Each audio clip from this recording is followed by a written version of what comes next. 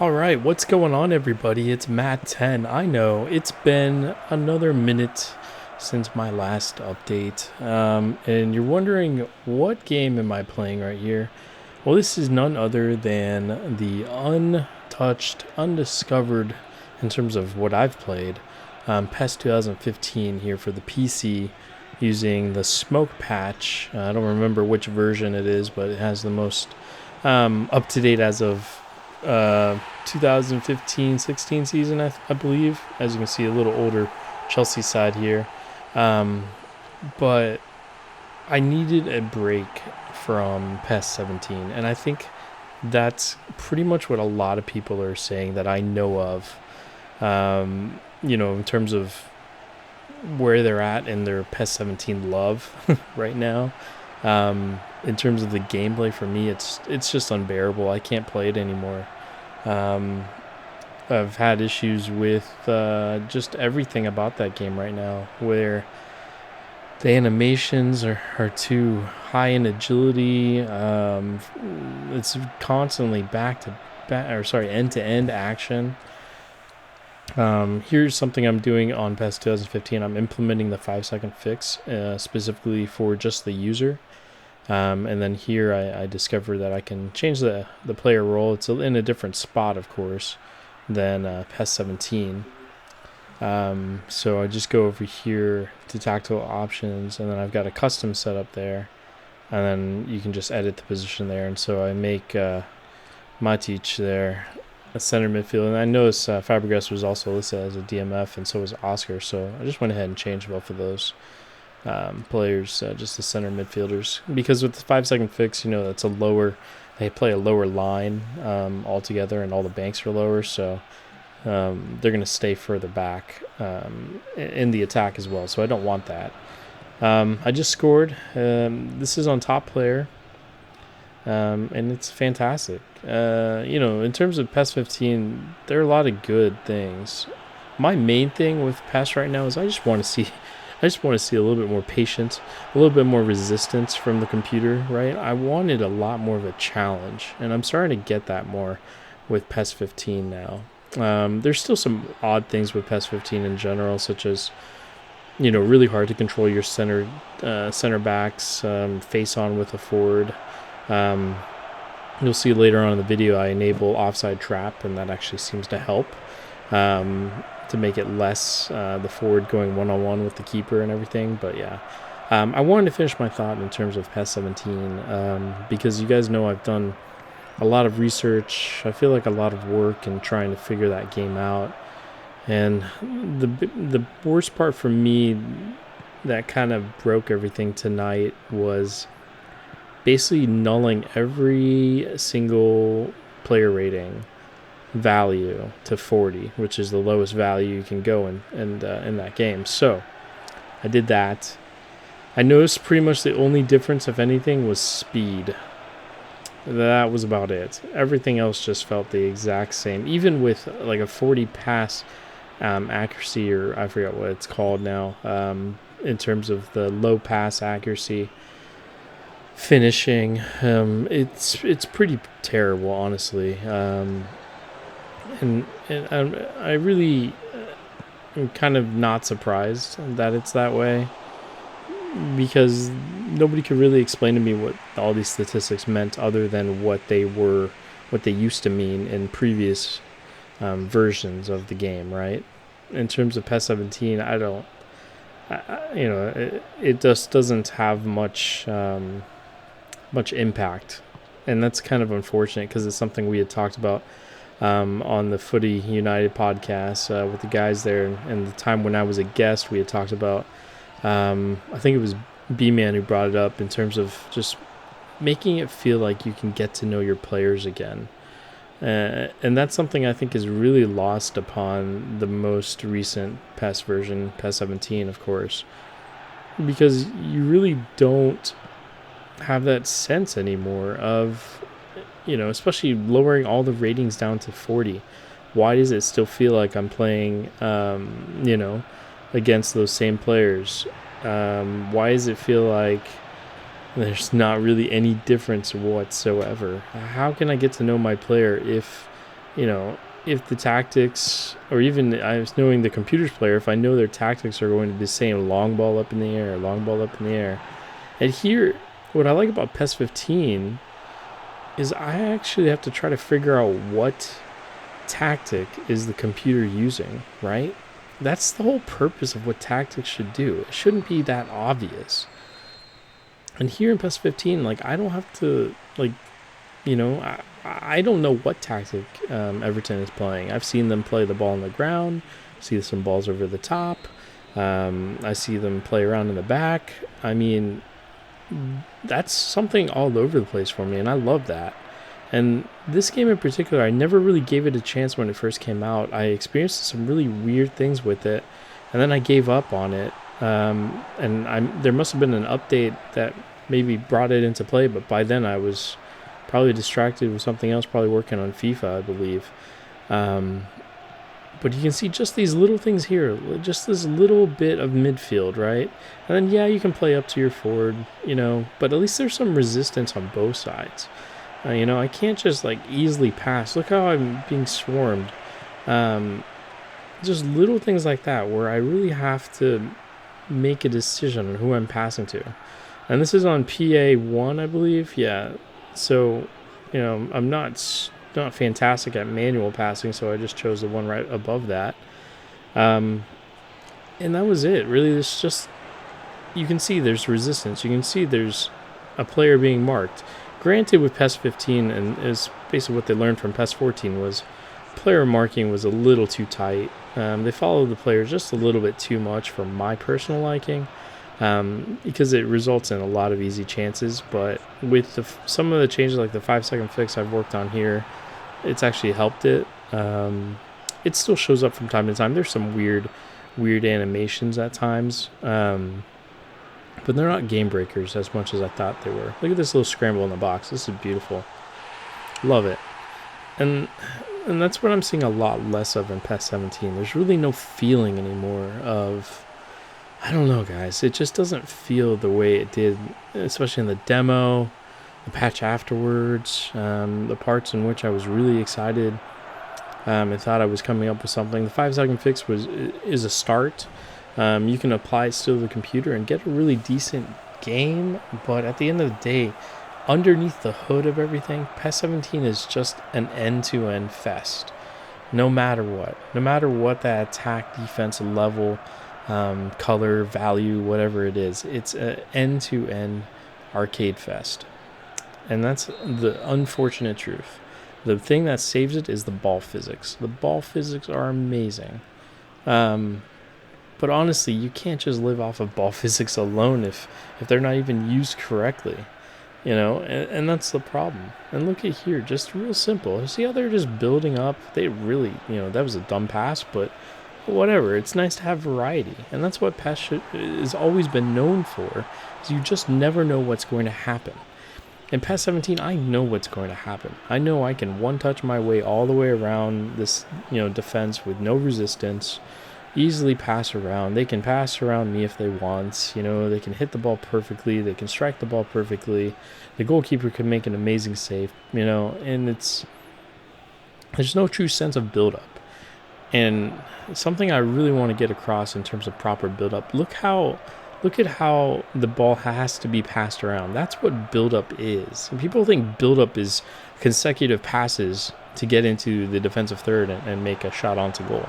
That is far from the truth, and I feel that's where Konami are listening to people. They think, oh, I'm just going to make consecutive passes, and then that's my chance. That's a proper build-up. Sorry, it's not. The reason PES 17 is so end-to-end is because there's given zero time for the defensive attitude to actually go back and go defend and keep their defensive shape. They're always on their toes, scrambling back and forth, and it's exhausting to play. It's exhaustingly boring. That's my biggest thing right now. I get so bored of playing PES 17. I can't even get an entire recording in because it's just so frustratingly boring. And here I'm going to put up a clip of it just real quick so you can see a little comparison. All right, so check this one out here. Celta Vigo against Man United, right? And I mean, right away, you can already tell. Super easy to pass the ball around. Like, they're in a position, right, to make plays, but instead they just hang back. They don't really go after the ball, really do anything. It's very easy to get crosses in and then, get a shot on goal, and that's pretty much, rinse and repeat. Go down the flanks, cross a ball in, hope for a good cross, and head the ball. In terms of the computer, their build-up is pretty much forward. Yep, so you can know, okay, so I know they're definitely using long ball tactics, right? So play it around, and we can just switch the pitch. There you go, running up, no resistance, backing off, switching it again. This actually was a decent play. I actually got excited to see that they actually did something. Here just playing around with it a little bit more. I like the little tackles, but then again, here, long ball, that doesn't do anything. And the thing is, the game is so pretty, right? Especially with the patch updates, and of course, Reaper and I are working on modifying this specific patch that we have. I mean, that's the worst part about it. Everything looks so good. It's so nice and pretty, but the problem is it's just, to me, it's just not playable. It's end to end to end. There we go. There's no real thought or hesitation, right? They just move very fast, very automatic. Point A to point B is a perfect pass to feet. And here, I can do one-touch passing if I'd like. No problem. I can get right into their defensive third. Nope, right even, at the top of their box with just a couple different passes there. And then they go forward, pass it off. Long ball over the top is actually a decent one for once. Good control. Easy to defend, though. And see how my players are all already there, because we're already on the back foot, even when we have the ball. So here, trying to get cute. I tried to just do some more one-touch passing. Now we've kind of beaten them. And now look, where is Denny Blind at? Why is he all the way in the touchline there? This comes down to so many different things, but it's really just positioning, defensive pride, basically, the basics I always talk about. The defensive pride and positioning, right? A sense of resistance, right? And look at just who plays that deep of a line for one, and that's telling me that I have to go and I have to go increase the line height for every player, or sorry, for every team or something. I'm not sure, but those are just the frustrating things. You guys can see I get frustrated because it's so pretty. The ball physics are nice. The animations aren't bad. They're a little wacky sometimes, but they're not bad. I mean, I'd love if I could just get a more realistic feel to the game, right? Not so much just so easy to predict what they're going to do. They still may score. Right? Don't get me wrong. They may still win, but it's an exhausting way that they win, and they wear you down kind of approach. And that's the biggest issue I have right now. And see here, I can just pass around. If I want to go forward, I can go forward if I want. I'll go side to side, give the ball away, no problem. Okay, I'll just take it right back. I can play to the sides, trying to aim forward. I like that I have a little resistance there, but here they kind of play that ball again, which is fine. But yeah, let's get back to PES 15 right after that shot. And so we're back to PES 15 here. And you can just tell it's just a little more calm. There's high stakes, of course, but it's calm, right? And everybody's not sprinting away or anything like that. People are, players are standing in their position, trying to maintain formation. There's a little bit more kind of weird plays, I'll admit. I knew it was the Fox engine right after 14 that didn't have the greatest of reception, but you can still feel the pressure to perform here. I know that I've really got to maintain possession. I've got to do well here to make sure I don't dig into any tackles and these through balls that are always killer in this game. But using that offside trap, forcing that's allowed some weird things to happen, but in this case, really good things. There's still some positional issues. If you pay attention to the radar down at the bottom, you see there's more players defending very few players, and it doesn't really add up. That's the thing. That's the thing with PES in general, though. And they've done that since PES 6. I was playing Winning 11-9 as well, LE, and they did it as well. So, I think that's just a PES thing where they're always going to have extra all forward defenders, or even the two defenders defending two players essentially. Basically there's always more defenders than there are attackers, which is a strange setup, but you can tell, like, this to me is just more enjoyable. I kind of know more about what's going to happen, in the sense of I know it's not going to be end-to-end as a product of not having any resistance. It's going to be end-to-end because of the scenario, right? Everton's losing by a goal here. They should be passing forward, but they should also try to maintain possession so they can perform a proper build-up. And see, it's just a terrible tackle there. But yeah, guys, let me know what you guys think in the comments below. I want to know where you guys are at in terms of your gaming, in terms of, what footy game are you playing? I'm still getting a lot of comments about FIFA 17. In that regard, I'm still playing it. I'm just not enjoying it in the sense of how I did at the beginning, because what's really gotten to me, and it's really one of those stupid things, but it's one of those stupid things that are important to me, which in this case is the ball size. I cannot stand the ball size in FIFA 17, guys. The ball size, it's too small. I'm sorry. There's no physics to the ball with it being that small, and it's really been tough to play the game.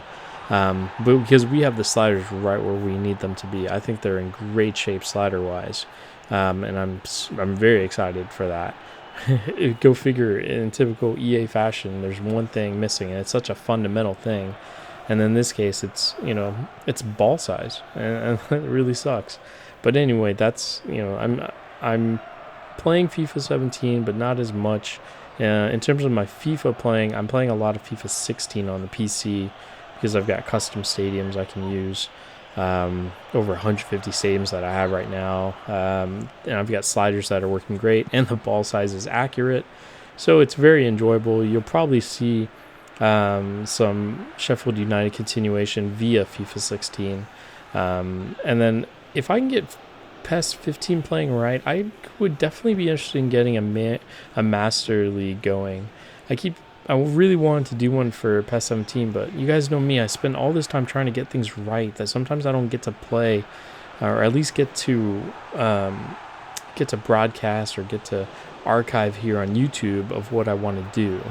A Master League, career mode, etc. So I get too caught up into trying to fix things, and that's just how it is sometimes. Somebody's got to do it, right? So hopefully, hopefully the powers that be are listening, or looking, or even remotely interested in improving PES 18's gameplay, and just steering away from listening to those who are telling them about bring back the glory days of all this and that, in terms of the gameplay, because I think they're listening to the wrong crowd. I think they really have to approach it in a sense of, take care of the sim player first. You'll get the other guys, the arcade players will be taken care of no problem. Okay, even here in PES 15, I was watching a bunch of older videos and I saw how good it was. Even for players that weren't really sim-minded, but they were enjoying themselves, and you can tell, and I could see why. The physics are nice, the animations are nice. There's foot planning, there's momentum. There's a lot of good things here, and they could have built off of this more. I think it'd be in a lot better shape. But I'm not saying PES 17's doomed in that sense, or building off of PES 17 to PES 18. I'm not saying that at all. I'm mainly saying that they really need to listen to the right crowds. And I like that, they've got a good group that want to listen to everybody's feedback, but they have to be smart enough to compartmentalize that some people, don't really know what the heck they're talking about most of the time, and that's really what it comes down to. They keep the fundamentals in the game, so it doesn't break other things. And if you keep the fundamentals in the game, everything will be taken care of. But focus on the game like your players, like your managers, not like your video game designers, because there's a big difference there. I'll get into a little bit more of that later on in another video, guys. I've kind of feel like I've been a little negative tonight. I don't mean to sound that way. I'm just very critical about, about the status of the game and how badly I want to play a proper PES game. And so if PES 15 is going to be the one, then so be it. Make sure to leave your comments below. As always, like the video. And as always, guys, make sure to take care and stay tuned.